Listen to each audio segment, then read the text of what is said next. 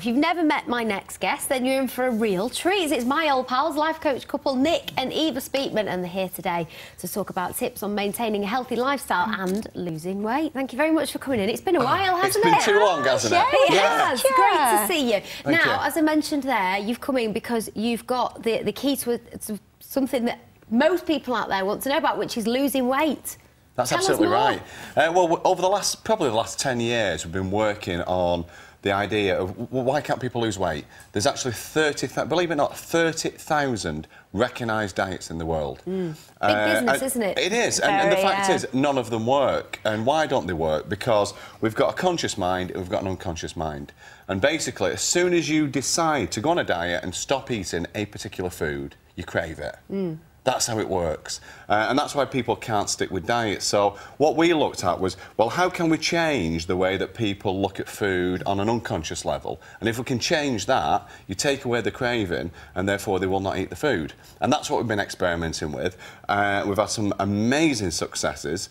And on the 27th of February, we're actually having a seminar in Manchester where we're showing people these techniques, which are amazing. And we've had some really great results with it, because what's the key behind it is, I mean, you're probably in a restaurant yourself and you look at the menu and you can actually you start to taste what it is you're looking at. And that made us realise that if you're reading something and kind of imagining the taste, then that must mean that the taste is somehow psychologically programmed. So we started testing this out and we came up with this great treatment which we've perfected.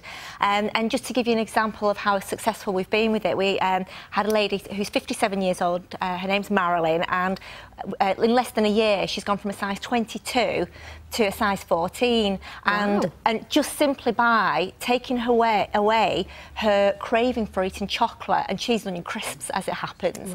Right. Because what she was finding is if she fancied chocolate or she wanted chocolate or crisps, once she started eating them, she couldn't stop. So now she just has no interest in chocolate or crisps. So she's still just living her life as she does, doing a little bit of exercise just as she did before, and the weight has just dropped off with, as she put it, with no effort, which is really brilliant. So it's not a diet as such then, is it? You're not gonna tell us what we should and shouldn't be eating, because I know, like you said, a lot of these diets, you go into it and automatically you feel like you're missing out, don't you? Of course you do, yeah. I mean, it's so true, Nikki, because that's what we always say, that the only one thing that every diet has in common is that they don't work. You know, you go on a diet, you become food obsessed. Don't you think about when am I going to eat next? What can I eat? So we feel that being on a diet is not the right way. It's everything in moderation. It's obviously exercise as well, because that's important for a healthy heart and for a healthy person.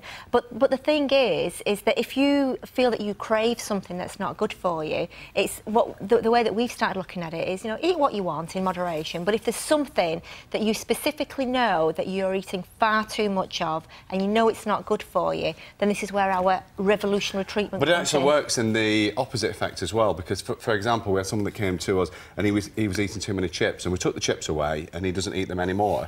But his daughter said, "Dad, why is it that Mum makes me eat broccoli and you never eat it?" And he'd never eaten broccoli. Good question. Yeah, absolutely. That's putting you on the spot, isn't it? And he'd never eaten broccoli. So what we did, where we took the chips away, or his psychological profiling of the chips, we replaced it with broccoli. So now broccoli is one of his favourite foods. Blimmin' heck. And he doesn't eat the chips. All sounds quite scientific. Unfortunately, we're just running out of time, but I just want to play devil's advocate a little bit. Yeah, go for it. Because I eat loads of chocolate. OK. I would quite like it if I didn't eat quite as much, but I don't want you to take it all away. So what do you do in that case then? Can you kind of teach people how to have less of it? Yes, we can. A world without chocolate for me would be a very miserable place, I have to tell you. I think that's the same with a lot of people. But yes, there is an intermediate step where we could just make you eat less. OK, well, unfortunately, we're out of time because there's plenty of questions I could ask you on behalf of everybody out there. 27th of February in Rochdale. And if people want to know more, they can get in contact with us. Well, it was lovely to see you again. You too. Again. Thank you again, Nikki. Absolutely. Thank you. Take care.